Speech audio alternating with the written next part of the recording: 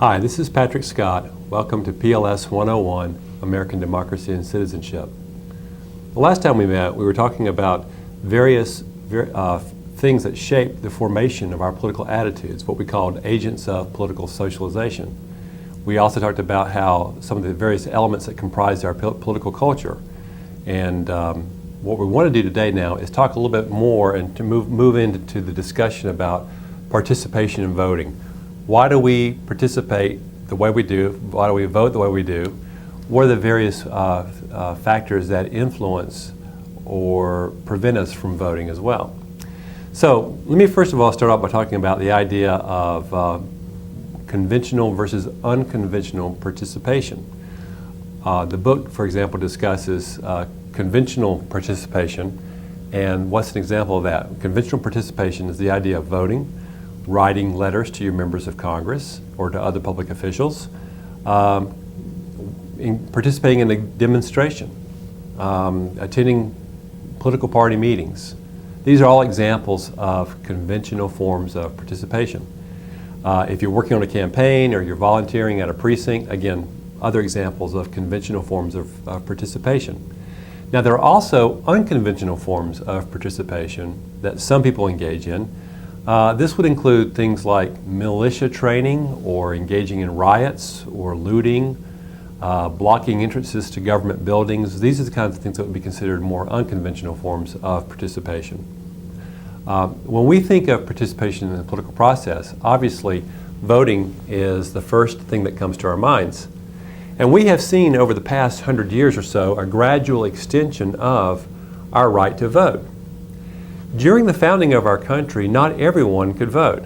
Really, only white males with property or who paid taxes could vote. And the reason why, in part, was because, again, it goes back to the idea about our Constitution.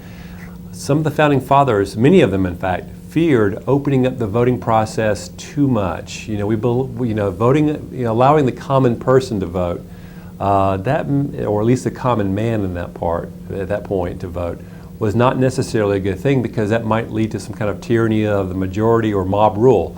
You want democracy, but not too much democracy. That was kind of the idea behind that. Basically, back during near the time of the founding of our country, we're really talking about less than 5% of adults constituted the typical electorate. All right, in other words, only 5% of this democracy were participating in our democracy, which I thought was very, very interesting.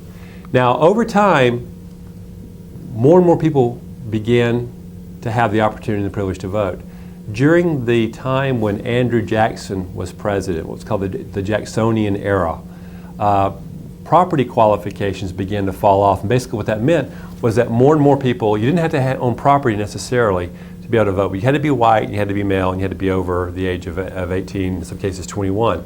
But the idea here is that the property qualifications began to fall off, and so because of that, voting participation began to rise dramatically during the 1820s, was the time it really began to increase. By the 1850s, the states overall had virtually eliminated all of the tax-paying and property-holding requirements. And so thus allowing the working class, the common man, if you will, but still only white males, to vote. But we do see, again, an extension of the number of people who could vote in elections. In 1870, the passage or the ratification of the 15th Amendment to our Constitution gave African American males the right to vote. Although, interestingly enough, it took over 100 years, about another 100 years, for voting barriers to come down, because there were things called literacy tests and poll taxes. In 1965, the Voting Rights Act of 1965 suspended the use of literacy tests. Now let me just talk to you about that real briefly. A literacy test basically was a test that you had to take to show that you were able to vote. And there's a famous example of, I believe it was Frederick Douglass, who was going to vote when he had his PhD, very well, highly educated African American, who was going to vote after he had the right to vote, and they said, well, we had to first give you a literacy test. He took the test, passed it with flying colors. He says, well, we're not quite finished yet. We're going to give you another literacy test.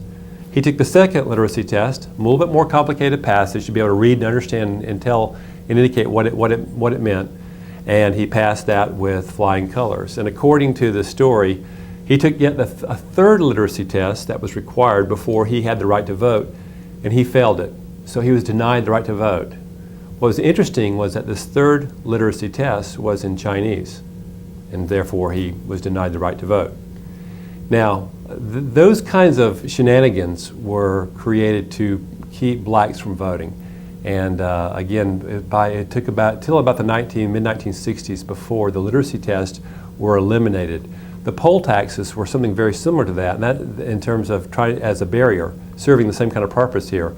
You had to pay money in order to vote. That was a poll tax. And unfortunately for many people who were poor, a poll tax was simply cost way too much. It might very well be the equivalent of a week's worth of groceries. So you had to give up feeding your family just to vote.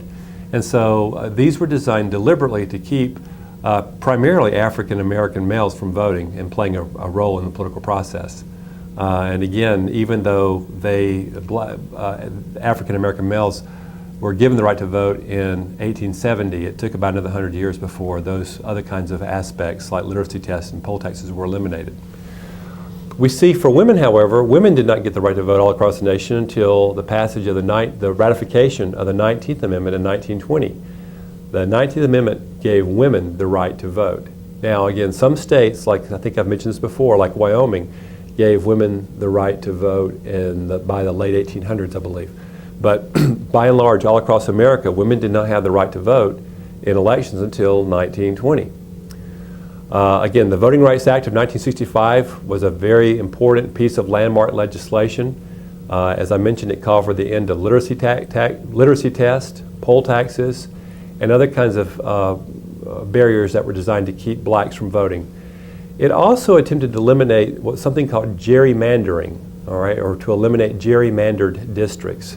What gerrymandering is basically a tool or a mechanism designed to draw your districts in a certain way, specifically in a way to keep whites in power.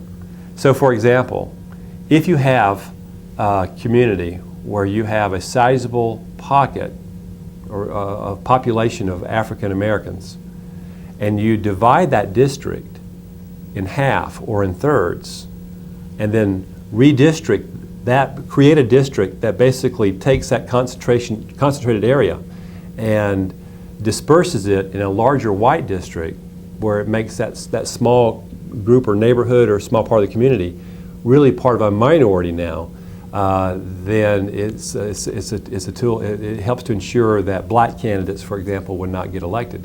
So the Voting Rights Act of 1965 tried to put an end to these kinds of practices, including gerrymandering. So we see over time then, again, things beginning to change to allow more and more people the right to vote, all right, beginning again with the property qualifications, beginning with then the 1870 and then 1965. We also see in 1971 the ratification of the 26th Amendment, which gave 18-year-olds the right to vote. This was in response to the fact that the Vietnam War, a lot of people were saying our boys are 18 going off to fight, but they can't even vote. And so there was a groundswell of support, and by 1971, the 26th Amendment was ratified, so now it lowered the voting age for all Americans to 18 years old. It didn't have an immediate impact because many 18-year-olds still did not vote, and even today, younger people often do not vote, but it did lower the voting age to 18 years old. Now, the point I want to suggest to you is this. Over time, we have seen gradually an extension of people's rights to vote. More and more people are now having the right to vote. There have been gains in the number of people who become enfranchised, all right? But despite these gains, voter turnout still tends to be pretty low. Even for the most important election of all, that is the presidential election, voter turnout historically has been around 50% of eligible Americans. Now, that number is higher if we only look at registered voters, but if we look at those who are eligible to vote but who haven't registered, eligible Americans, it's only been about 50%. Again, most recently there have been some slight improvements to that, but overall, the last 40, 50 years, it's been about hovered around 50% of eligible Americans. And if you think that that's pretty low, think about this. If the election does not involve a president, let's say, for example, it's a midterm congressional election. We haven't talked about Congress and congressional elections, but basically, the House of Representatives is elected every 2 years. A third of the Senate serves 6-year terms. A third of the Senate is elected every 2 years. All right. A midterm congressional election is when you don't have a presidential election. So if you have a midterm congressional election, for example, voter turnout will be much lower. Even though that can be a very important election, you're voting for your member of Congress or perhaps to the House of Representatives or to your senator from the state of Missouri, even then the turnout tends to be much lower than a presidential election. Other democracies, these kinds of turnouts are much higher, right? And certainly if you even go down in terms of more local elections, if there's going to be, for example, an election for a bond issue or something like that, some local elections for city council, oftentimes you're lucky to have an election, a turnout of 12 to 15%. Right? Now I think it's pretty interesting because, you know, here we have 12 to 15% making decisions for the other 85% or so.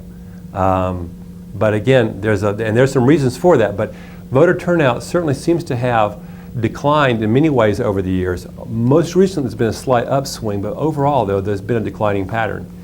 Now, what I think is also interesting is this. And this makes it a little bit complicated, but what is the single greatest predictor of voting? The single greatest predictor of whether you will vote is your level of education. More education means greater likelihood of voting. Have we as a country become more educated? Are more people going to college than ever before? Yes. Are more people getting graduate degrees than ever before? Absolutely. Is online college taking off like ever before? Absolutely. So education is increasing. We're increasing much more, providing much more in the way of opportunities for education than ever before. And yet, despite the fact that we have, education's increasing, and despite the fact that education is perhaps the greatest single predictor of voter turnout is still declining in many ways. And I think that's kind of interesting. And I don't have an answer for that, but it's just a very interesting kind of conundrum here. More and more people are graduating, but yet voter turnout still continues to decline by and large. Now, today's citizens could turn out to be selective voters, turn out in relatively high numbers only when they find the issues compelling. And that's one of the things that we've seen too, is that if the issue is compelling enough, people will vote, but if it's not, or if the race is not important enough, then people will not turn out. But there's certainly nothing in turnout levels of recent primary and midterm elections that indicate that Americans are eager for opportunities to cast a ballot. Now, the question is then, why is it that there's a bit of a reluctance for people to participate? Again, if you think about the right and the privilege to vote, I mean, people gave their lives over this, and yet we don't think about it in those terms very often. But why do people not vote, and why are there some barriers to voting? Well, in terms of barriers, one of the things that I think is important to point out is it's often hard to register here. Now, registering to vote has become easier, much easier than it was even 20 years ago. But still, in some cases, it involves a number of burdens. It means basically waiting in line, missing work, and so sometimes you have to register weeks in advance. It's often hard to find even where you have to register. The county courthouse may be harder to find than the polling place right down the street, right down where you live. And if you move, you may have to go through the process all over again. And so, there have been some changes. For example, during the time when Bill Clinton was president, Congress passed the motor voter registration law, and that has had an impact in terms of making it easier to vote. But again, it has not fully alleviated the problem. In many cases, in many European countries, registration is automatic. Every adult citizen is automatically a registered voter. And in some countries, some countries impose fines if you don't register. Some people have called for the adoption of same-day registration. 6 states, in fact, New Hampshire, Maine, Wisconsin, Minnesota, Wyoming, and Idaho, have same-day registration. And that allows eligible citizens to register at their neighborhood polling station on election day. North Dakota has no registration requirement, but that in effect makes it a same-day registration state. But these are some of the states that are among the leaders in turnout rate, and even more when young adult turnout is considered. So that's one of the trends that we've seen here, is providing for same-day registration. And if more states provided for that, perhaps that would also enhance voter turnout.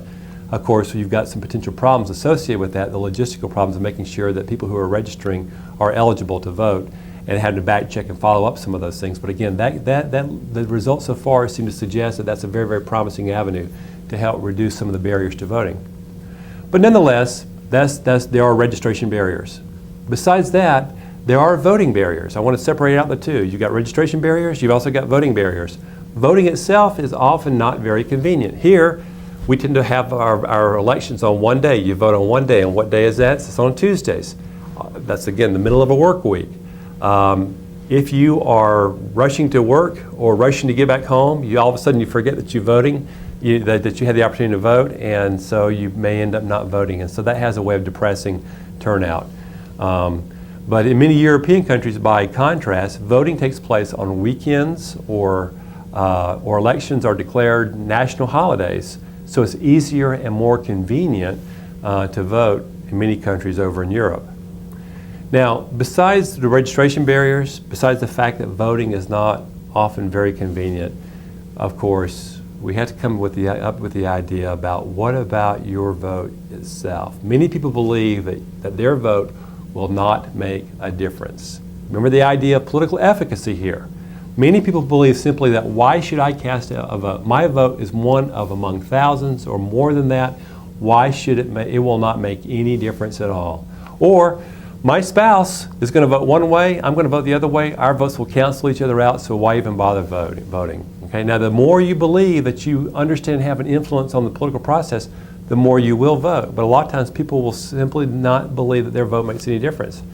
And to that I say, well, if you look at, for example, the 2000 election between Al Gore and George Bush down in Florida, I mean, that was a very close election. Something by the tune of over 500 votes did Bush win in the recount in Florida, and because of that won that state's electoral college votes and became president in 2000.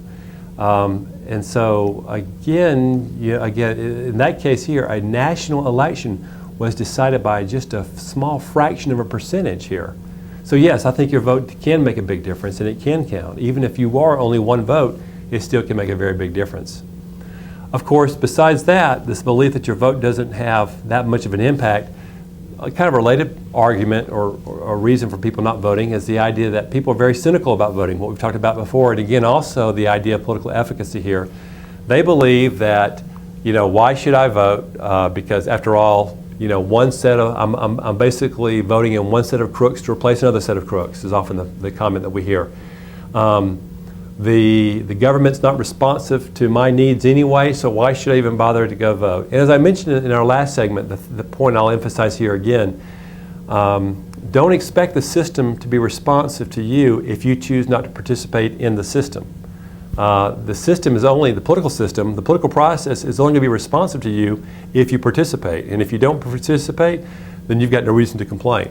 because you have chosen basically saying, I don't really care. And so you've got no basis for complaint on that because of that. Now, besides those arguments about some barriers and reasons why we don't vote and why voter turnout is low, another reason that some people have suggested is because of the fact that our party system, political parties, have changed over the last 50 to 75 years. Parties, when we talk about this later on, we're going to be talking about strong party system versus a weak party system. Our party system has become weaker over time. And what that basically means is that the parties have less influence over your vote. Many years ago, if I were talking to your parents or your grandparents, the parties played a more dominant role in determining how they voted. And people who worked for the party, officials from the party, would come knocking on your doors and try to make sure the turnout was adequate, and they would do neighborhood by neighborhood turnout of the vote. But the fact that that's changed over the years, we have now a weaker party system. That basically means that the parties have had less ability to be effective in getting out the vote. And so because of that, there's less of a turnout.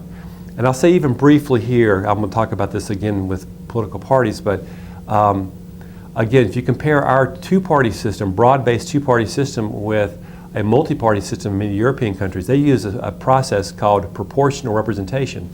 And what proportional representation basically means is this, is that you could have a third or fourth or a fifth party, and if that third or fourth or fifth party even got a small percentage of the vote in a particular district, it would be guaranteed some representation in the legislature. So for example, in what they use in a proportional representation system, you have districts that use several seats per district, not just simply one seat per district. Again, we'll talk about this more in the future, but briefly the idea is that if a party in a particular district got 20% of the vote, it would get 20% of the seats. So even parties that don't win or even come close to close to a majority of votes are still guaranteed representation in the legislature. And I bring that up because if you think about the dynamics there, that means that even if you happen to be a member of a third or a fourth or a fifth party, and you knew that there's a good chance that your party might very well get some representation in the legislature, you're going to turn out and vote. And so that's why in proportional representation systems that many parliamentary democracies have, the voting turnout tends to be higher than what we have in our system here. Okay? So again, that's the weakened party system, and the nature of our two-party system help to explain low voter turnout.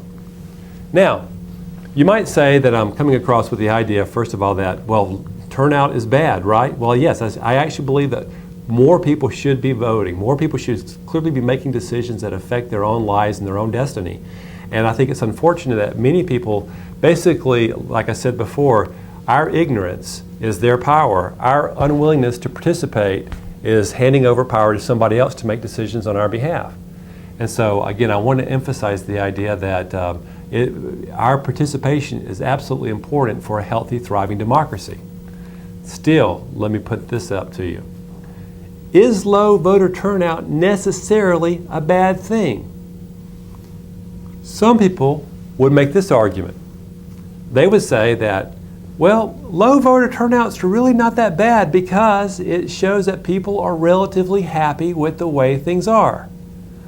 Unlike some countries, your fate and your future does not really depend upon the outcome of an election.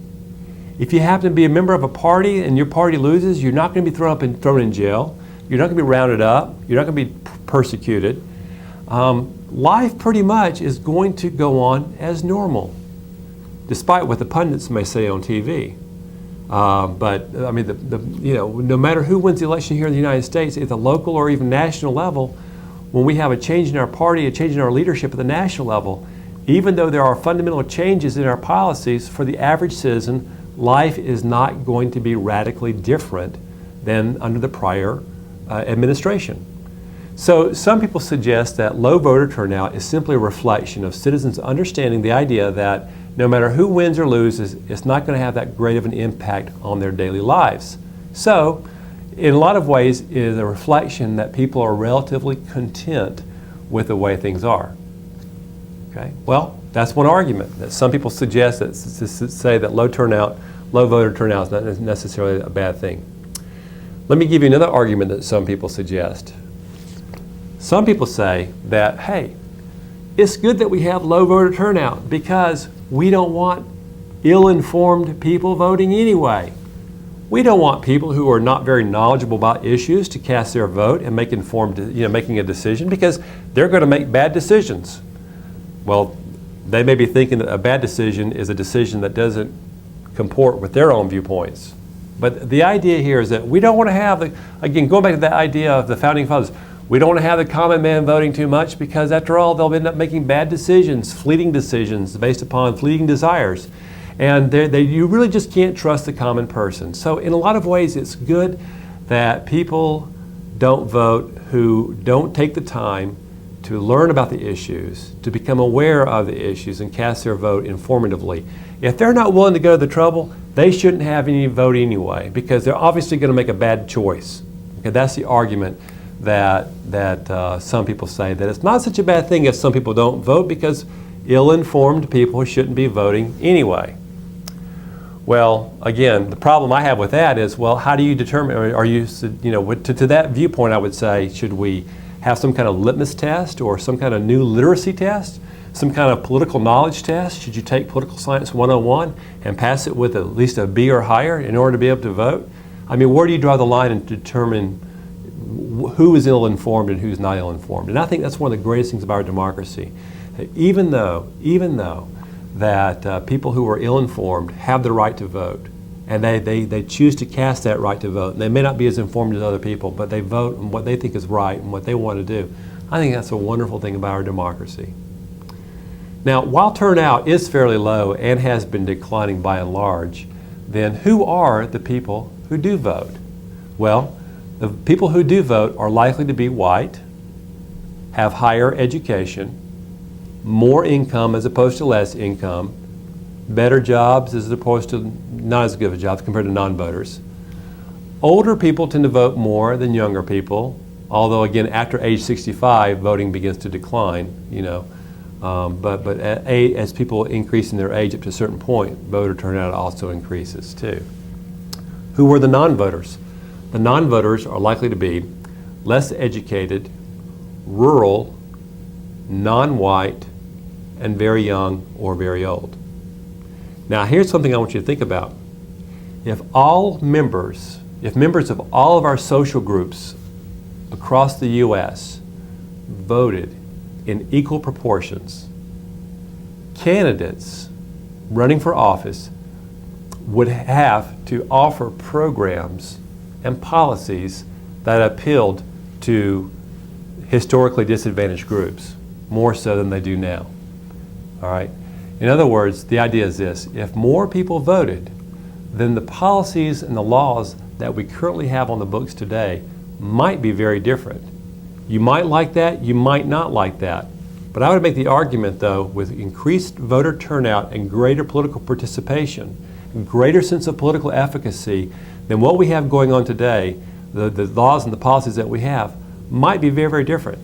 And again, some people may say, well, we don't want that because people who are ill-informed casting their vote, we don't like that at all. But let me put it to you this way. I think it depends on where you stand in terms of your own background and your own education and so forth. But let me take the opposite viewpoint.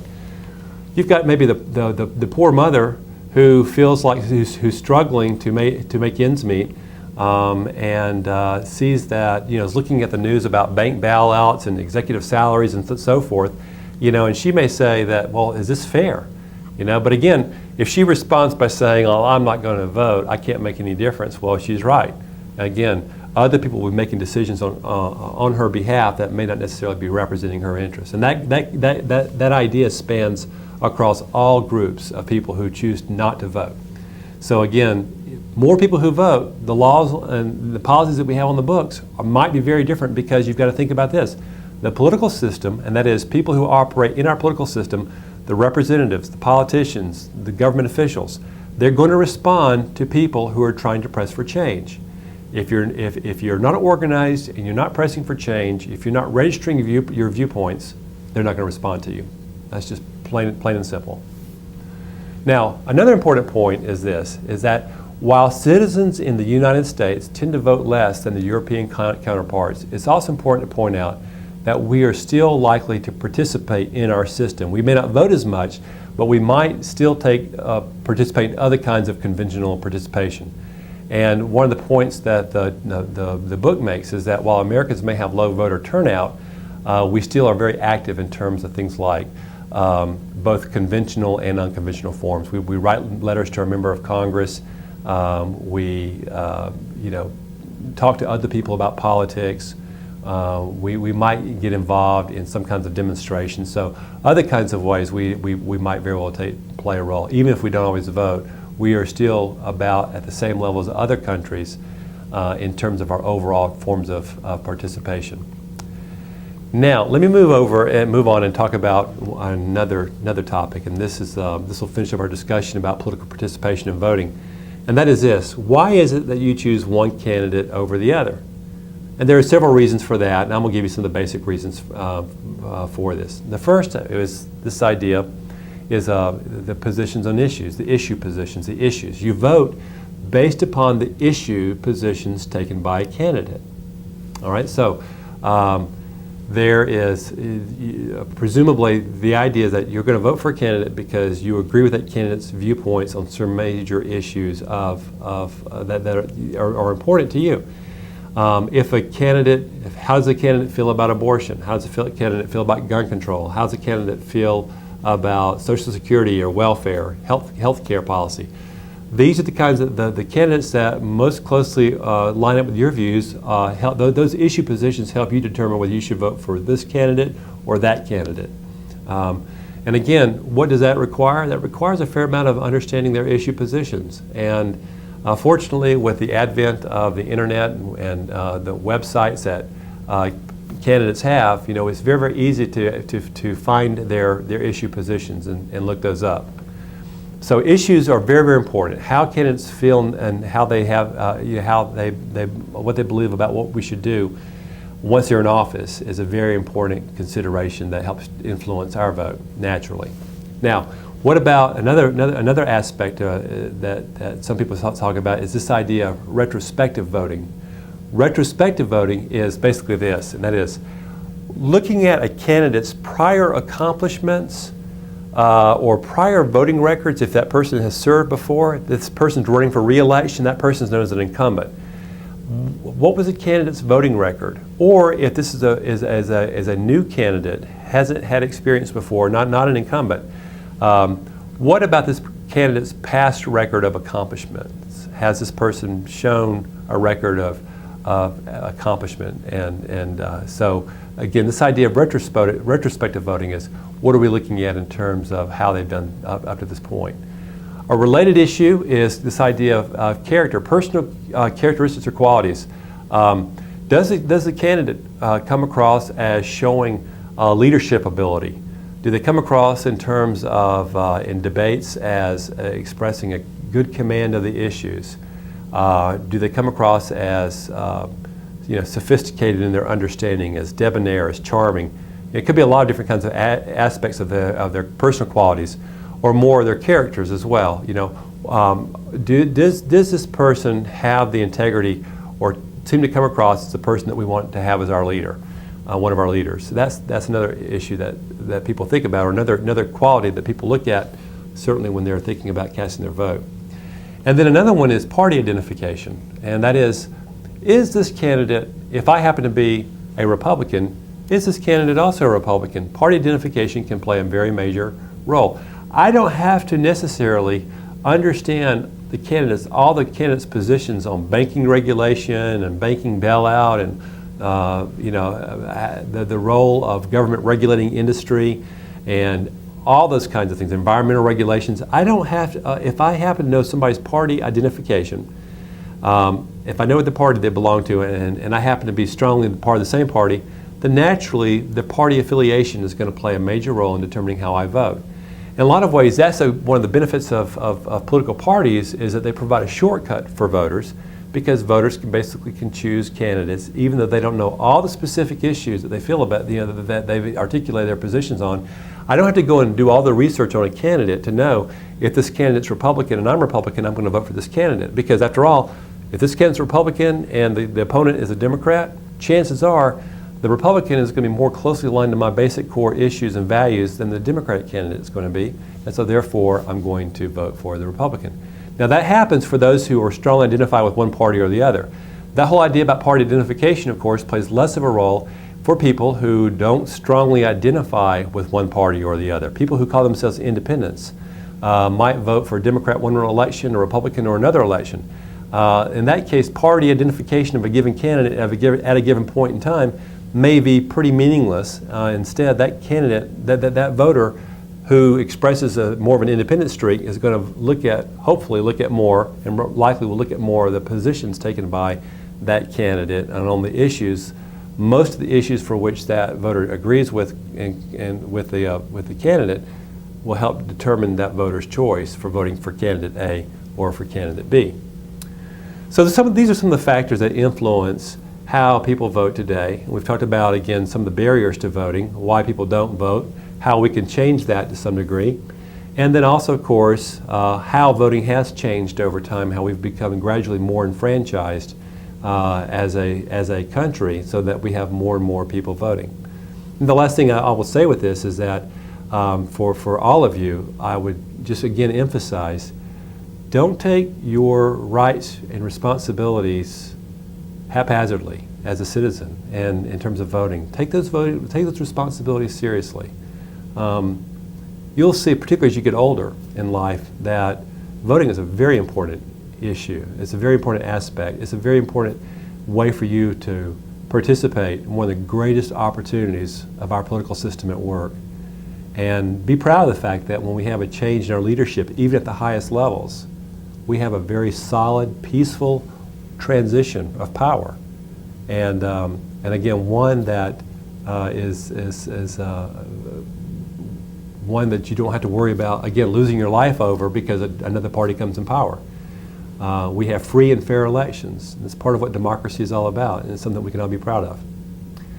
The next time we meet, we're going to be talking about some other issues that really go into the heart of campaigns and elections and political parties. So we'll first of all start off with political parties, talk about how political parties have changed over time, the role that they play today. Then we'll move on and talk about campaigns and elections. So from now, this is Patrick Scott signing off. Thank you.